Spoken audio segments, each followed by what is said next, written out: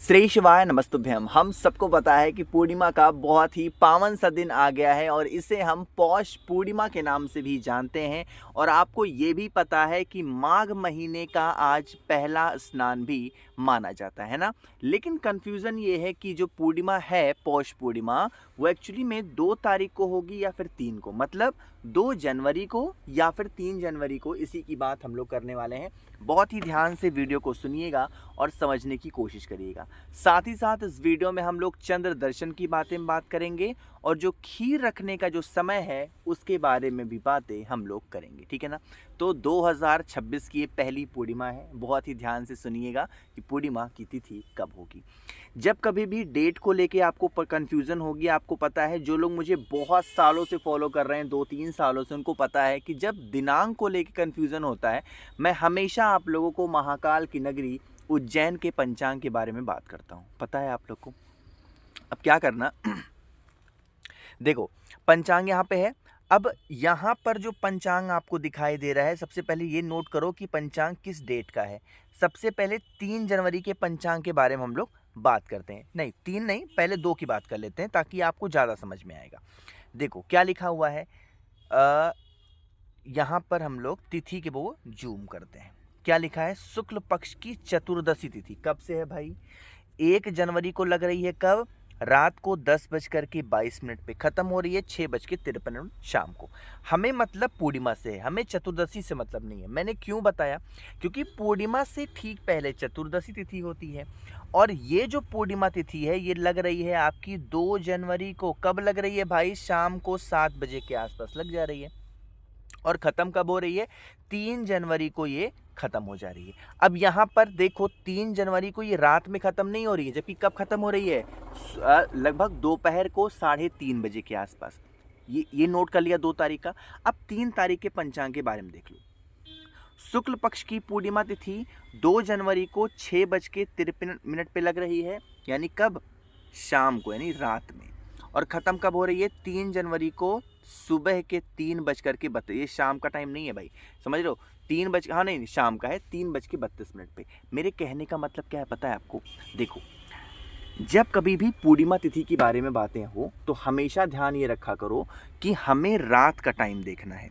तो जो भी मेरी बहनें, जो भी मेरे भाई लोग पूर्णिमा का व्रत रखना चाहते हैं, वो आप 2 तारीख को रख सकते हो, कोई दिक्कत नहीं है। लेकिन अगर आप व्रत करने के बाद में दान पुण्य भी करते हो, कोई सा उपाय करते हो, तो आपको 3 तारीख चूज करना पड़ेगा। बात मेरी समझ रहे हो? क्योंकि पूर्णिमा के दिन चंद्रदेव की पूजा का महत्व होता है। अब अगर 3 तारीख को व्रत रहोगे तो मुझे ये बताओ कि 3 तारीख की व्रत में जब पूर्णिमा शाम को 3:32 पे ख़त्म हो रही है, तो कैसे शाम का चांद देख पाओगे? नहीं देख पाओगे। इसीलिए जो भी मेरे बहनें व्रत रहना चाहती हैं, आप 2 तारीख को व्रत रह सकती हैं।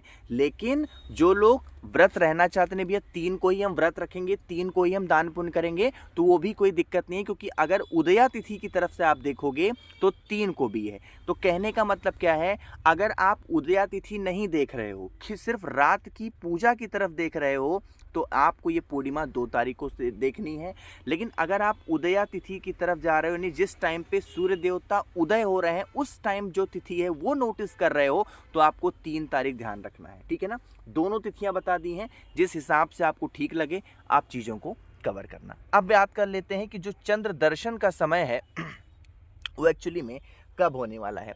तो चंद्र दर्शन का जो समय होगा वो आपका होने वाला है शाम को 5:49 पर, यानी लगभग मोटा मोटा अगर मैं मान के चलूँ तो शाम को 6 बजे चंद्र देवता आपको दिखाई दे जाएंगे। तो जिन भी मेरे भाई बहन को चंद्र दर्शन करना है, आप शाम को 6 बजे के बाद में चाहे 2 तारीख को या 3 तारीख को चंद्र दर्शन कर सकते हो, ठीक है ना। देखो, मैक्सिमम लोग पूर्णिमा तिथि 3 तारीख को ही मान रहे हैं। इसके पीछे का रीज़न ये है कि 3 तारीख को माघ स्नान है, ठीक है ना। क्या है? माघ स्नान। तो भाई जब माघ स्नान 3 तारीख को है तो पूर्णिमा 2 को ही तो मानोगे, तभी तो माघ 3 को स्टार्ट होगा, समझ रहे हो ना। लेकिन उदया तिथि नोटिस करोगे भाई तो 3 तारीख को आपको सारा काम करना है। उदया तिथि से आपको कोई मतलब ना हो, शाम की पूजा से मतलब हो, तो 2 तारीख को। चीज़ें क्लियर हैं क्या? चलिए, तो यहाँ पर तो हमने बातें कर ली हैं कि भाई पूर्णिमा तिथि आपको कब है और व्रत वगैरह आपको कब करना है। अब जिस चीज़ के लिए हम लोग ये वीडियो देख रहे हैं वो है कुछ ऐसे उपाय जो आप लोगों को इस पौष की पूर्णिमा पे करने होंगे। वर्ष 2026 की पहली पूर्णिमा पे अगर आप इस उपाय को करते हैं तो आपके घर में सुख, शांति एवं समृद्धि का वास सदैव बना रहेगा। ठीक है ना। जैसे आज के टाइम पे कोई ऐसी फैमिली नहीं है, कोई ऐसा परिवार नहीं है जिसके घर में लोग बीमार ना पड़ते हों, है ना। आपके भी घर में भी लोग बीमार पड़ते होंगे। भगवान ना करे कभी ऐसा हो कि कोई किसी घर में बीमार पड़े। तो अगर कोई घर में बीमार आपके पड़ता है तो आप लोगों को क्या करना है बताओ जल्दी से। आप सभी को एक बेलपत्र लेनी है। ठीक, बेलपत्र लेना और बेलपत्र को लेकर के जब कभी भी आप चंद्र दर्शन करो, चाहे 2 तारीख को कर रहे हो या 3 तारीख को कर रहे हो, है ना, दोनों में से किसी भी डेट पे जिस टाइम पे चंद्र देवता अपनी पूरी लालिमा बिखेर रहे होंगे 7 बजे के बाद रात में आप चंद्र देवता की रोशनी में जाना। जो बेलपत्र आपके हाथों में है उस बेलपत्र को लेकर के और जो चंद्र देवता हैं उनके ऊपर से 7 बार घुमाना। कितनी बार घुमाओगे? 7 टाइम्स आपको घुमाना है। जब 7 बार घुमाओगे तो बालचंद्रेश्वर महादेव का ध्यान करेंगे। एक बार दोबारा बोल रहा हूँ, ध्यान से सुनिएगा। किसका ध्यान करोगे? बालचंद्रेश्वर महादेव का स्मरण करना है, ध्यान करना है। 7 बार घुमा देना और घुमाने के बाद में फिर आपके ही घर के अंदर जो भोले बाबा का शिवलिंग है वहाँ पर लेकर के आना और जो व्यक्ति बीमार है उसका नाम और गोत्र बोल के यहाँ पर भी बालचंद्रेश्वर महादेव के नाम से समर्पित करके और फिर 1 लोटा जल चढ़ा देना। इससे आपके घर की जो रोग बीमारियां होंगी वो कहाँ गायब हो जाएंगी आपको पता भी नहीं चलेगा। ठीक है ना। तो करिएगा ज़रूर, किसी को भूलना नहीं है भाई, है ना। तो यहाँ पर हम लोगों ने बात कर ली है अपने पहले उपाय की। आगे बढ़ते हैं इस वीडियो के हम लोग अपने दूसरे उपाय की तरफ। और हमारा आज की इस वीडियो का ये आखिरी उपाय है। जब कभी भी धन संपदा के बारे में बातें हुई हैं मैंने ये उपाय आपको विस्तार से बताया है ना, कैसे करने हैं, कहाँ पे, सारी बातें करेंगे। लेकिन बहुत लोगों ने कहा कि भैया कोई ऑफ़र नहीं ला रहे हो, कोई ऑफ़र नहीं ला रहे हो, सिर्फ बता दे रहे हो कि रुद्राक्ष चाहिए। तो ऐसे चलिए ऑफ़र के बारे में बात कर लेते हैं। जितने भी मेरे भाई बहन इस वीडियो को देख रहे हैं बहुत ध्यान से सुनिएगा। अगर आप सभी के लिए छोटा सा ऑफर दे रहा हूं मैं, और ये ऑफर सिर्फ और सिर्फ 7 जनवरी तक वैलिड है। कितनी? 7 जनवरी तक। समझो क्या है ऑफर। वो ऑफर ये कहता है कि अगर आप मुझसे 7 मुखी रुद्राक्ष जो कि बहुत सारे पैसे के लिए होता है, 9 मुखी रुद्राक्ष अगर आपके घर में लड़ाई झगड़े हो रहे हैं, और 6 मुखी रुद्राक्ष जो कि बच्चों की पढ़ाई के लिए, या 3 मुखी रुद्राक्ष आप मुझसे एक लेते हो, खरीदते हो, इसके साथ मैं आप लोग को बहुत सारी चीज़ें फ्री दूंगा। कौन कौन सी चीज़ें फ्री दूंगा? सबसे पहले मैं आप लोग को 108 कमल गट्टे की पूरी माला ही फ्री में दूंगा, पहली चीज। दूसरी चीज मैं आज जो आप लोग को फ्री देने वाला हूं वो है पंचमुखी रुद्राक्ष मैं आपको फ्री में दूंगा। तीसरा मैं आप लोग को फ्री में देने वाला हूं कि जो आप अपने घर में भोले बाबा का श्रृंगार कर सकते हो, बेल की छाल से मैंने खुद ने बनाया है। क्या है वो? भस्म है। वो भस्म मैं आपको बिल्कुल फ्री देने वाला हूं। ऐसे ही बहुत सारे श्री शिवाय नमस्तुभ्यम के स्टिकर दूंगा, कुछ बैचेस दूंगा जिनको अपने घर में लगा सकते हो। अगर ये सारी चीज़ें आपको चाहिए तो आप मुझे जल्दी से कर दो व्हाट्सएप पे मैसेज। देखो रिप्लाई थोड़ा लेट में ज़रूर मिलेगा बट मिलेगा ज़रूर, इस बात की गारंटी है। कॉल कोई इंसान नहीं करेगा, इस चीज़ का ध्यान रखेंगे। 8299419143 ये मेरा व्हाट्सएप नंबर है। कैश ऑन डिलीवरी की सुविधा भी उपलब्ध है, तो आप इसके लिए परेशान मत होना। अब समझो इस उपाय को। धन संपदा के लिए आप सभी को इस उपाय को पूर्णिमा तिथि पे करना चाहिए, और इसके लिए आप सभी को जरूरत पड़ने वाली है इस प्रकार से कमल गट्टे। कितने कमल गट्टे लोगे जल्दी से बताओ?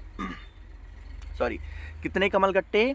आप लोग को मात्र और मात्र 1 कमल गट्टा लेना है। कमल गट्टा लेने के बाद में आपको लाल चंदन लेना है। अब हम लाल चंदन क्यों ले रहे हैं? भोले बाबा को अगर कोई भी चंदन सबसे ज़्यादा प्रिय, अत्यंत प्रिय होता है तो वो होता है लाल चंदन। ठीक है ना, बातें क्लियर हो रही मेरी? तो आप क्या करोगे? थोड़ा सा लाल चंदन लेना, तांबे का पात्र लेना, इसके अंदर जल भरना, जल के अंदर गंगा जल डालना और पहुंच जाना देवाधिदेव महादेव के शिवलिंग के पास में। मैंने बातें की हैं लाल चंदन की, तो जो लाल चंदन आपके पास में है वो भोले बाबा के शिवलिंग के ऊपर कुंदकेश्वर महादेव, रिपीट कर रहा हूं भाई, क्या नाम से? कुंदकेश्वर महादेव के नाम से लेपन करना, और लेपन करने के बाद में जो आप लोगों के पास में कमल गट्टा है वो उसी लाल चंदन के ऊपर रख करके भोले बाबा से विनती कर लेना कि हमारे घर में कभी धन संपदा की कमी ना हो, हे शिव शंभू भोलेनाथ। अब नाम यहाँ क्या लोगे? जब लेपन कर रहे थे आप लोगों ने कौन सा नाम लिया? कुंदकेश्वर महादेव। जब जल चढ़ाओगे, आज चंद्र देवता का दिन है, नाम कौन सा लोगे?